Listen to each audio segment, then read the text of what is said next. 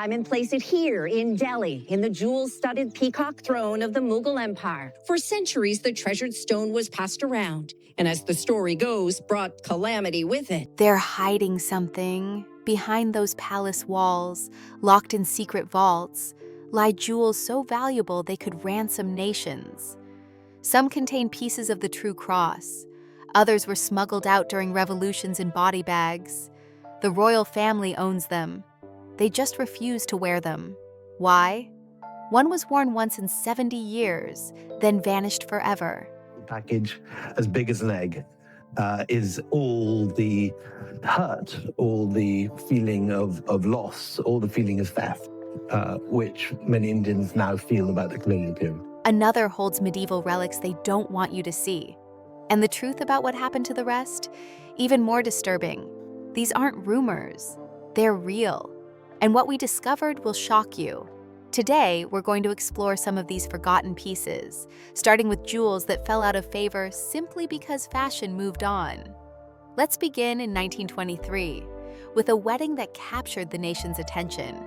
The future King George VI was marrying Lady Elizabeth Bowes-Lyon, and the gifts poured in from across the country. Among them was something truly special from the citizens of the City of London, a pearl sautoir necklace. Now, if you're not familiar with the term, a sautoir is a very long necklace, typically worn in a dramatic flowing style. This particular piece featured 5 rows of pearls, all connected by an elegant diamond clasp. It was absolutely perfect for the era. In the early photographs of the young Duchess of York, you can see her wearing it. There's a famous series of portraits taken at the Van Dyck Studios, where she looks every bit the modern royal bride of the 1920s. The necklace suited the fashion of the time beautifully. Long, fluid jewelry was all the rage during that decade.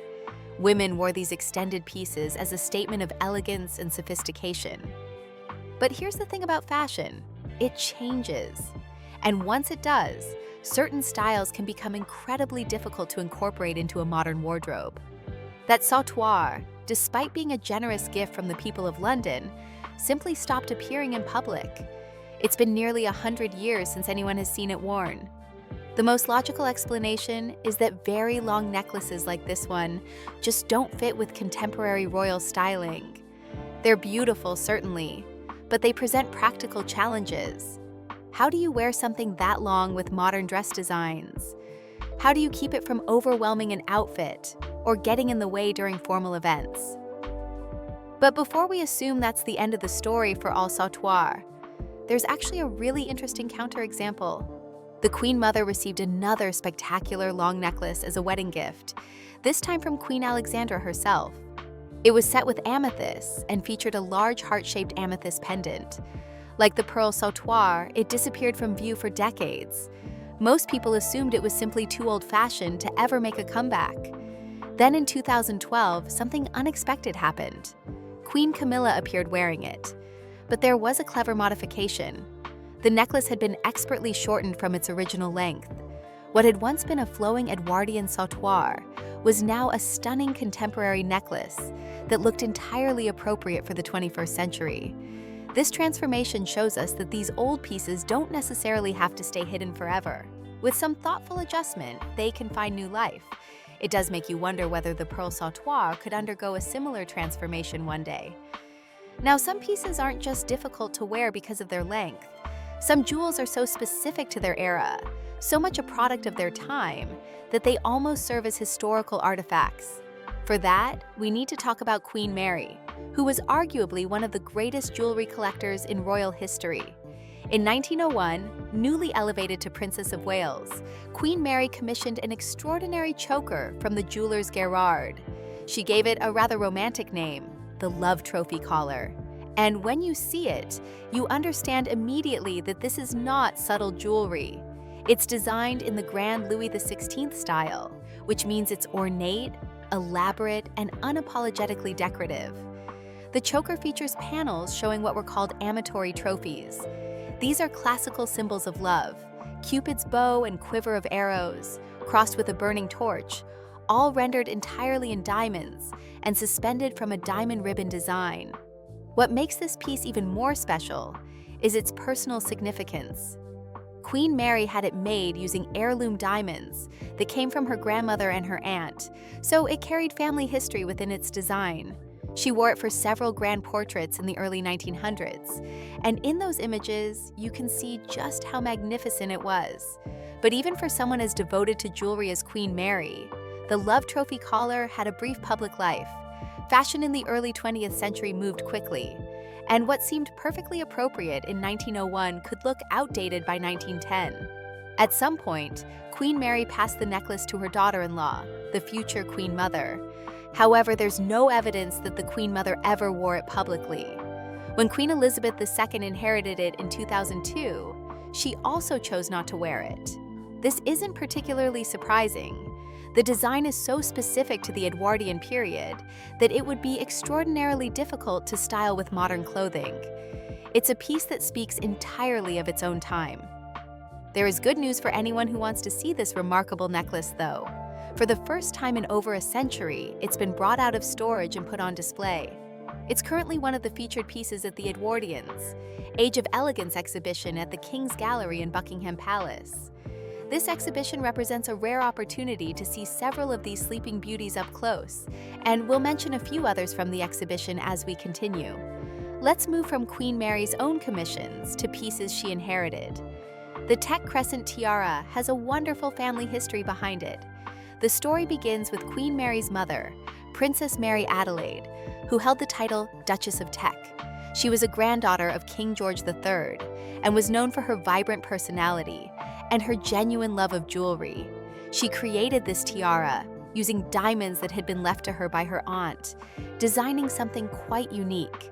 Diamond wild roses nestled between 20 diamond crescents. The overall effect is somewhat Gothic, quite different from the more classical designs that were popular at the time. After Princess Mary Adelaide died, the tiara passed through the Teck family line until it reached Queen Mary. She eventually gave it to her daughter-in-law, Elizabeth, shortly after King George VI came to the throne in 1936. The Queen Mother did wear the tiara, most notably during the celebrated Royal Tour of Canada in 1939. There are photographs of her wearing it in Quebec, paired with long evening gloves in the formal style of the period. But after that tour ended, the tiara was put away and hasn't been seen in public since. Today, the Tech Crescent tiara is on long-term loan to Queen Camilla, though she hasn't chosen to wear it yet. It sits in that interesting category of jewelry that combines Victorian sentiment with Georgian symmetry, creating something that doesn't quite fit with contemporary royal style. It's neither grand enough for the most important state occasions, nor simple enough for smaller events. It exists in a middle ground that makes it difficult to place, and so it waits. A beautiful hybrid of historical styles that simply hasn't found its modern moment. These three pieces show us different aspects of the same phenomenon. Sometimes jewelry falls out of favor simply because the fashion that created it has passed. The pearl sautoir represents a specific silhouette that dominated the 1920s. The Love Trophy collar embodies the elaborate symbolism of the Edwardian era. The Tech Crescent tiara carries the aesthetic preferences of Victorian and Georgian design. None of them are damaged or lost. They're simply waiting for the right occasion, the right wearer, or perhaps the right modification to bring them back into the light. Moving from pieces that simply fell out of fashion, we now turn to jewels that tell a different kind of story. These are pieces that survived revolutions, crossed continents, and were transformed by royal hands into entirely new creations. They represent some of the most dramatic chapters in the history of the royal collection, yet many of them remain largely unseen by the public today. Our journey begins not in London, but in the glittering, turbulent world of Imperial Russia. The Grand Duchess Vladimir was one of the most prominent figures in St. Petersburg society during the final years of the Romanov dynasty. Among her impressive jewelry collection was a magnificent Riviere necklace composed of enormous diamonds. A Riviere, for those unfamiliar with the term, is a necklace where gemstones of similar size are set in a continuous line, creating a river of sparkle around the neck. When the Russian Revolution swept through the country in 1917, the Grand Duchess managed to escape. But her jewelry collection remained behind, hidden in a secret vault within the Vladimir Palace. What happened next reads like something from a spy novel. A friend of the family, in an act of remarkable courage, managed to smuggle the jewels out of the palace. The method was surprisingly simple. The treasures were packed into a pair of ordinary Gladstone bags, the kind of luggage anyone might carry. These bags were then transported out of revolutionary Russia, and the jewels eventually made their way to the Grand Duchess in exile. After the Grand Duchess Vladimir died, her children inherited her collection. They faced the reality that many aristocratic refugees faced. They possessed valuable items, but needed funds to survive in their new lives. Her daughter made the decision to sell several pieces, and Queen Mary, always alert to opportunities to acquire exceptional jewelry, purchased them. Among these acquisitions was that spectacular diamond Riviere. Now, Queen Mary wasn't content to simply wear jewelry as she received it. She had a particular genius for seeing potential in pieces and reimagining them entirely. In 1928, she commissioned the jeweler's Gerard to completely reset the diamonds from the Vladimir Riviere into something new, an astonishingly long and versatile sautoir. But this wasn't just any long necklace. It was a masterpiece of jewelry engineering. The design allowed it to be worn at its full dramatic length, or it could be divided into two shorter necklaces, or even separated into a pair of bracelets. This kind of convertible jewelry was typical of Queen Mary's practical approach to her collection. She wore this transformed piece often during the 1930s, and in photographs from that era, you can see it cascading down in a pure stream of light. It was exactly the kind of grand flexible jewelry that suited her personal style. When Queen Mary died in 1953, the sautoir passed to her granddaughter, Queen Elizabeth II. And this is where the public life of this extraordinary jewel came to a rather quiet halt. The late queen had very clear preferences when it came to jewelry, and extremely long necklaces were not among her favorites. She once made a wonderfully practical complaint about them. They get in the soup. It's such a characteristically straightforward observation. When you're attending formal dinners regularly, the last thing you want is jewelry that interferes with the meal. And so, a necklace that survived a revolution, was smuggled out of Russia in shopping bags, crossed a continent, and was completely redesigned by one of history's greatest royal jewelry collectors, has spent the past 70 years resting quietly in the vaults. Its story is far more dramatic than its recent existence. Queen Mary didn't limit herself to acquiring and transforming other people's jewels. She also created spectacular pieces from scratch, often with a wonderful sense of historical continuity. In 1920, she decided to commission a truly magnificent diamond stomacher. A stomacher, if you're not familiar with the term, is a large ornamental piece worn on the bodice, typically at very formal occasions. They were more common in earlier centuries, so even by 1920, they were considered somewhat old-fashioned. But Queen Mary appreciated historical forms of jewelry and wanted to create something grand. To make this stomacher, she used diamonds from two of her own wedding gifts that she had received back in 1893. One was a crescent brooch from the town of Swansea, and the other was a stomacher from the Maharaja of Kapurthala. By combining these gifts, she created something new that honored both donors while making a piece that suited her own taste. The result was splendid, though admittedly quite formal even by the standards of the time. In 1947, Queen Mary gave this enormous jewel as a wedding present to her granddaughter, Princess Elizabeth. Now, in her early years, the young Princess Elizabeth showed considerable cleverness in how she handled this rather overwhelming gift. She didn't wear the full stomacher, which would have been too grand for most occasions she attended as a young woman. Instead, she often detached just the bottom section and wore it as a large, impressive brooch. This was a diplomatic way of honoring her grandmother's gift while adapting it to her own needs and style. It showed respect for the piece while making it practical. For decades, that's how the public saw this jewel, in parts worn as a brooch. The complete stomacher remained largely out of sight. Then came 2002, the year of Queen Elizabeth's Golden Jubilee. This was a moment of celebration marking 50 years on the throne, and it seemed to call for something special. For a formal dinner at Windsor Castle, the Queen made a choice that felt both deliberate and deeply meaningful. She wore the stomacher in its full, complete form for the first and only time in public. It was a beautiful gesture, a nod to her grandmother's gift and to her own long reign.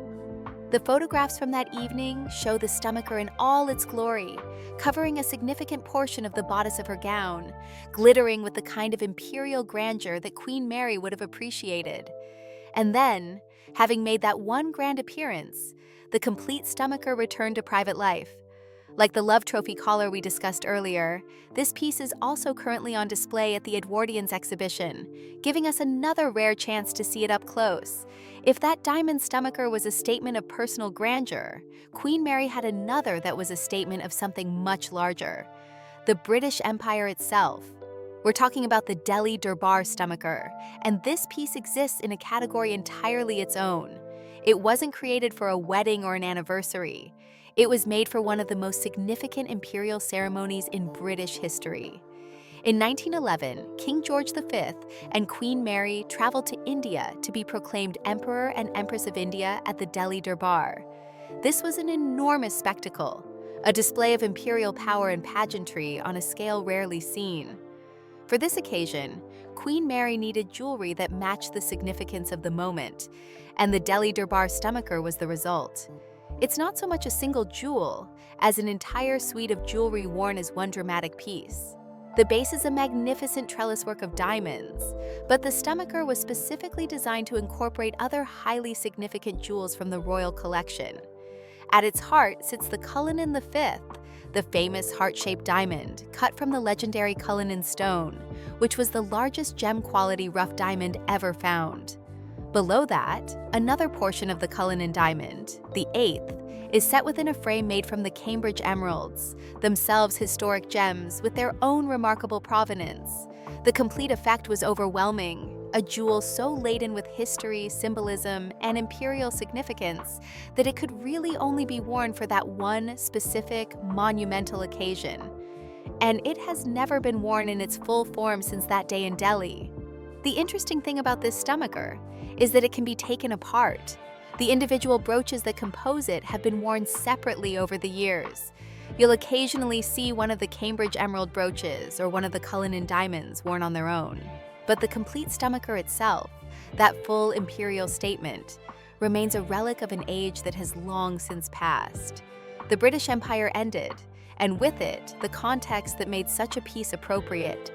This brings us to one of the collection's most intriguing mysteries, a story that shows how jewelry can sometimes disappear entirely, transformed into something else altogether. This involves a beautiful pearl and diamond stomacher that Queen Mary inherited through her mother's family. Its history stretches back to Princess Mary, Duchess of Gloucester, who was a daughter of King George III.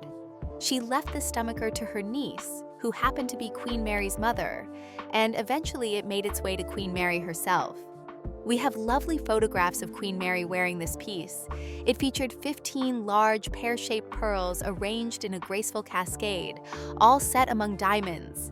It was elegant and distinctive, exactly the kind of piece you'd expect to be passed down through generations. But here's where the mystery begins. Unlike the Delhi Durbar stomacher, whose component parts are well documented and accounted for, this pearl and diamond stomacher seems to have vanished from the official inventories as a complete piece after Queen Mary's time. So what happened to it? Jewelry historians have developed a fascinating theory, one that connects this forgotten stomacher to a tiara that is anything but forgotten. The Queen Mary Lover's Knot tiara is one of the most recognizable pieces in the entire royal collection today. It was beloved by Diana, Princess of Wales, and is now regularly worn by Catherine, Princess of Wales.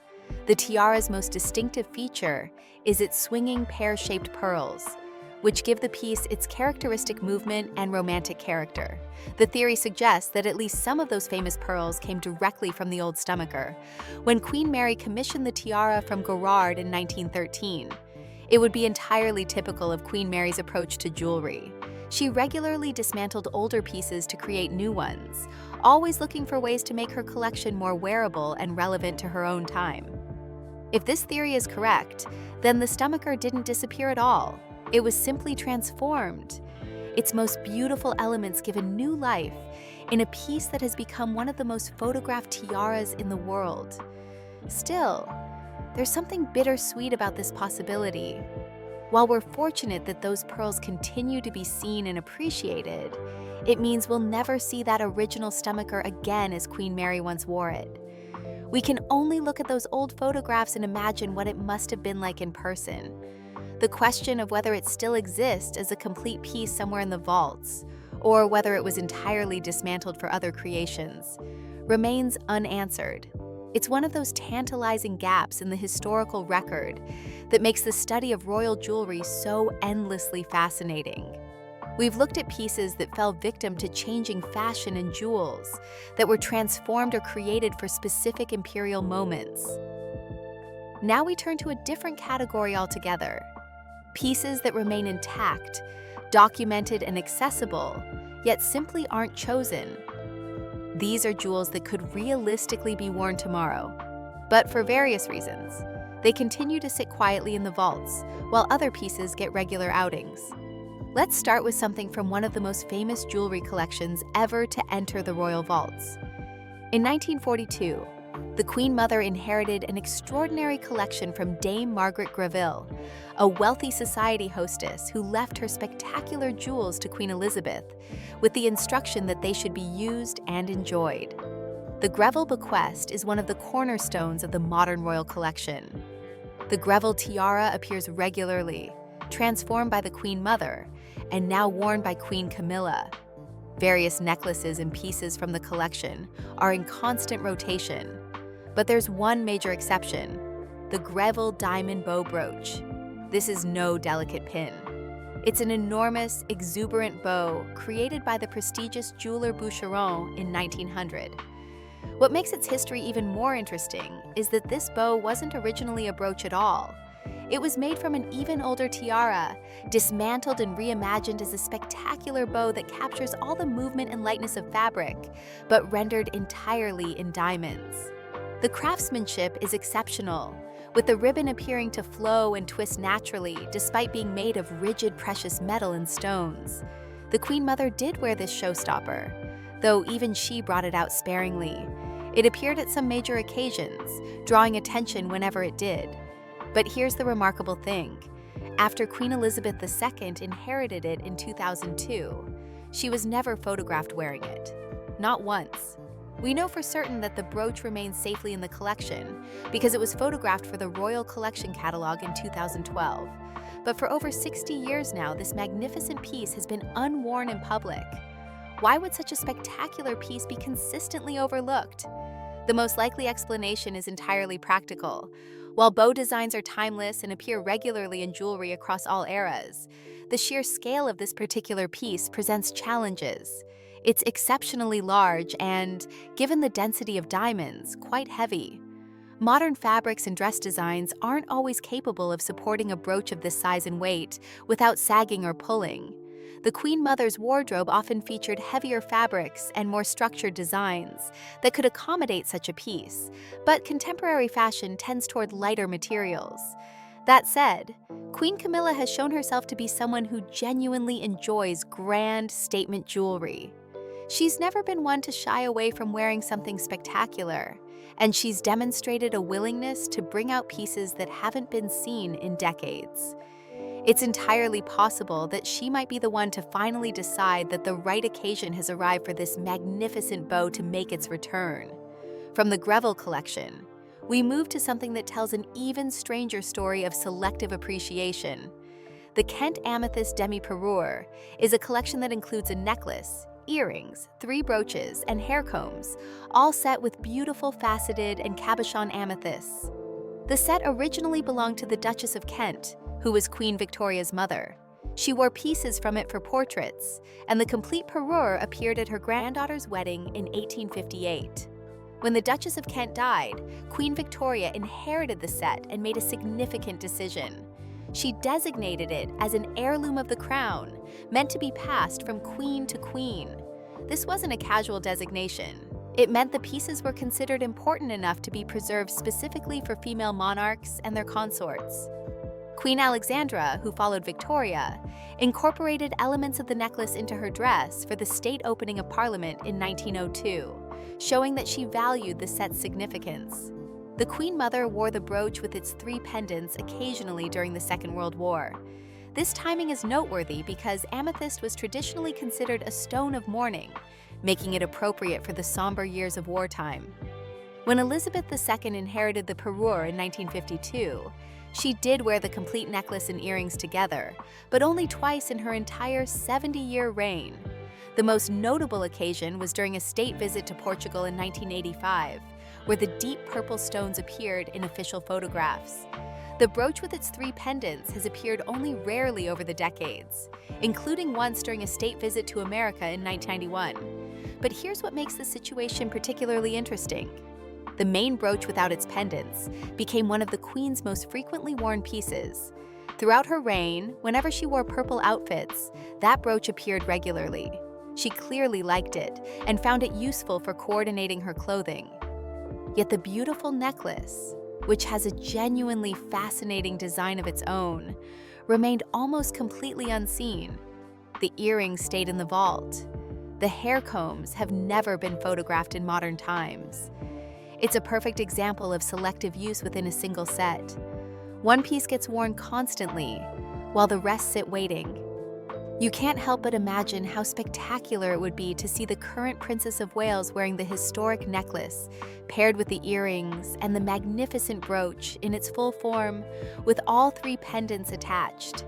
It would be an absolutely striking combination, bringing together pieces that have barely been seen together in living memory. Now let's shift to a completely different color palette. The Persian turquoise parure takes us into the cooler tones of turquoise and diamond, and it tells a story of a set that was always significant, but never quite became a signature piece for any of its famous owners. The journey begins, as so many do, with Queen Mary. Around 1923, she acquired a complete set from the renowned jewelers Gerard, a tiara, necklace, brooch, and earrings, all featuring vivid Persian turquoises set among diamonds. Queen Mary's intention for this parish was clear from the start. She gave the entire set as a wedding gift to her new daughter-in-law, Lady Elizabeth Bowes-Lyon, who would become the Queen Mother. In the early photographs of the young Duchess of York, you can see her wearing pieces from the parure. The cool blue-green color was youthful and fashionable for the time, and it photographed beautifully with her dark hair and fair complexion. However, when her husband unexpectedly became king in 1936 following the abdication crisis, everything changed. The Duchess of York suddenly became queen consort, and with that elevation came different expectations about jewelry. Her choices became more formal and centered on diamonds and the grander colored gemstones that were considered more appropriate for a queen: rubies, emeralds, sapphires. The turquoise parure, lovely as it was, didn't fit this more formal role. It was quietly retired from public view, tucked away even though it was still relatively new. The set's second chapter began in 1951, when Queen Elizabeth gave the entire intact parure to Princess Margaret as a 21st birthday gift. On the young, glamorous princess, the turquoise found its moment again. The striking color looked wonderful against her dark hair, creating a dramatic contrast in photographs. For a time, the tiara stood as the most substantial piece in Margaret's personal collection, second only to the legendary Poltimore tiara that she would later purchase herself. Princess Margaret wore the set through the 1950s and into the 1960s, bringing it out for various occasions. But as her own collection grew and she acquired other significant pieces, the turquoises appeared less and less frequently. They hadn't fallen out of favor exactly, but they faced competition from newer, more exciting additions to her jewelry box. When Princess Margaret died in 2002, most of her personal jewelry collection was sold at auction, giving collectors a rare opportunity to acquire pieces with royal provenance. But notably, the turquoise tiara was not part of that sale. This absence from the auction has led to speculation about where the parure is now. Most sources suggest it remains with her son, the Earl of Snowdon, as a family piece. Others believe it may have been returned to the main royal vault, Either way, it hasn't been seen publicly in decades. Another beautiful set waiting for someone to choose it again. From the cool tones of turquoise, we move to the refined sparkle of pure diamonds. Queen Alexandra's Edwardian choker represents a different kind of quiet glamour. Alexandra, who was famous for her slim figure and her love of layered necklaces, acquired this choker during the first decade of the 20th century. There's a definite lightness to this piece that sets it apart from some of the heavier, more elaborate jewelry of the era. The design features delicate diamond swags and circles, with a single droplet at the center, all set on a soft velvet band. This combination of diamonds and velvet was very characteristic of Edwardian jewelry, creating a contrast between the sparkle of the stones and the softness of the fabric backing. Queen Alexandra wore it on notable public occasions in the years just before the First World War. You can find photographs of her wearing it at the regatta, and it appears in various society portraits from that period. But the choker was never a headline piece, never one of the jewels that people immediately associated with her. After Alexandra's death in 1925, the choker slipped into near obscurity. For decades, it seemed to have disappeared entirely from the active collection. Then in the early 1970s, it suddenly reappeared on Princess Anne. She wore it twice in public, most memorably when she presented the Film and Television Arts Awards at the Royal Albert Hall. This was an interesting choice because it briefly brought this Edwardian piece into a much more modern context, pairing historical jewelry with contemporary fashion. Since those two appearances in the 70s, the choker has returned to private life. It lives mostly in catalogs and in that handful of photographs from Princess Anne's brief time wearing it. No other royal has chosen to revive it for public wear, even though its Art Nouveau delicacy and relatively simple design would actually look quite current today. It's one of those borderline forgotten pieces that could, with the right styling, feel just as fresh as the day it was made. The velvet might need replacing after a century, but the diamond design itself is timeless. It simply needs someone to see its potential and decide to give it another chance. These pieces, from the enormous Greville bow to the delicate Edwardian choker, all share a common thread. They're not damaged, not lost, not even particularly difficult to wear compared to some of the more extreme pieces in the collection. They're simply not being chosen. Whether that's due to weight, color, style, or simply the overwhelming number of options available, they continue to wait. Each one represents exceptional craftsmanship and carries its own fascinating history. They just need someone to decide that today is finally the day to bring them back into the light. We've explored pieces lost to fashion, jewels transformed by royal hands, and beautiful items simply left unchosen. Now we arrive at perhaps the most fascinating category of all, pieces with profound historical and even sacred significance, and jewels that have become so mysterious that we're not entirely certain of their current status. These are the pieces that carry stories stretching back centuries, connecting royal families across Europe, and surviving some of history's most turbulent moments. First, we need to talk about Queen Alexandra's Dagmar necklace, because this is far more than just a beautiful piece of jewelry. When Princess Alexandra of Denmark prepared to marry the future King Edward VII in 1863, her kinsman, King Frederick VII of Denmark, wanted to give her something truly meaningful. He commissioned an extraordinary necklace with a centerpiece that carries genuine historical and spiritual weight. The focal point is a replica of a Byzantine-style reliquary cross. According to legend, the original cross was discovered in the grave of Queen Dagmar, a medieval Danish queen who was beloved by her people and later venerated. But King Frederick didn't stop at creating a replica. He placed actual relics inside it, a splinter of wood said to be from the true cross on which Jesus was crucified, and a piece of silk from the grave of King Canute, one of the most powerful rulers in medieval European history. The necklace itself is an elaborate creation featuring pearls and thousands of diamonds, a true masterpiece of 19th century craftsmanship. Queen Alexandra treasured this necklace deeply. She wore the complete piece for her coronation, understanding its significance both as a link to her Danish heritage and as a sacred object.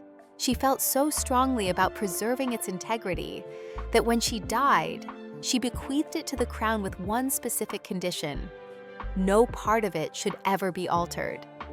This was unusual. Most royal jewelry gets modified, updated, or reimagined over time. But Alexandra wanted this piece to remain exactly as it was. Decades later, Queen Elizabeth II did wear the necklace on a few rare occasions. But there was always one notable absence: she never wore it with the cross attached. This choice has left historians and jewelry enthusiasts with a lingering question. Was the cross considered too sacred an object for something as secular as a state dinner? Was removing it a way to honor the beauty of the pearl and diamond necklace while respecting the religious significance of the relic itself? We may never know the precise reasoning behind this decision. For now, the magnificent piece is on view at the Edwardians exhibition, allowing people to see and appreciate its historic splendor up close for the first time in generations. From sacred relics, we move to another piece with an exceptionally long history, though this one is often confused with other similar items in the collection. Queen Adelaide's fringe carries the quiet dignity of having survived more than a century of royal changes. This piece was commissioned in 1831 by King William IV for his wife, Queen Adelaide. It was crafted using diamonds that had belonged to King George III and Queen Charlotte, making it a direct link to an earlier generation of royalty. What makes this fringe particularly remarkable is that it's one of the very few major diamond pieces that managed to escape the Hanoverian claim of 1858. This was a legal ruling that resulted in many older royal treasures being sent to Germany. Adelaide's fringe stayed in England. The young Queen Victoria absolutely adored this piece. She wore it as a tiara during her early reign, and it's immortalized in a famous painting by Winterhalter. Later, during her long widowhood, Victoria had the fringe removed from its frame and stitched directly onto her black court gowns as a glittering border. Queen Mary briefly revived it as a tiara, but wasn't satisfied with its slightly irregular shape. Rather than altering this historic piece, she commissioned her own version in 1919.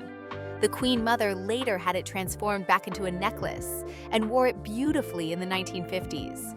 After her death, it came to Queen Elizabeth II in 2002, but with other fringe pieces already in regular rotation. This historic ancestor has remained resting in the vault ever since. Finally, we arrive at two pieces that feel almost like ghosts in the collection. Beautiful, documented, but utterly vanished from public life. The sapphire sunray bandeau may have begun its life in St. Petersburg, though its true origins remain wonderfully unclear. Queen Mary acquired it, probably around 1921, and wore it regularly through the 1930s. When she died in 1953, Princess Margaret fell in love with the piece. She wore it regularly throughout the 1950s and 1960s, taking it on tours and to royal weddings.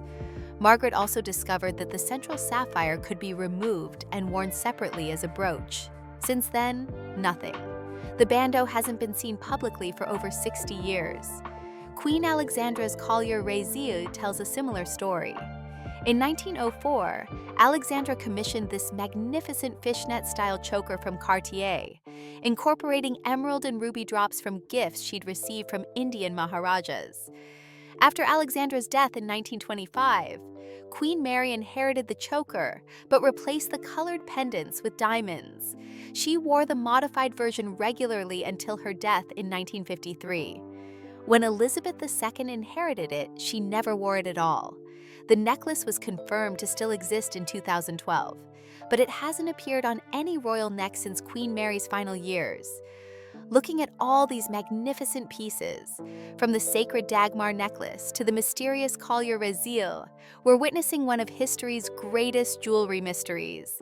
These are pieces that survived wars, revolutions, and the rise and fall of empires. They're all documented, all accounted for, all waiting. Each one deserves another moment in the spotlight, carrying stories that continue to fascinate us, even in their absence.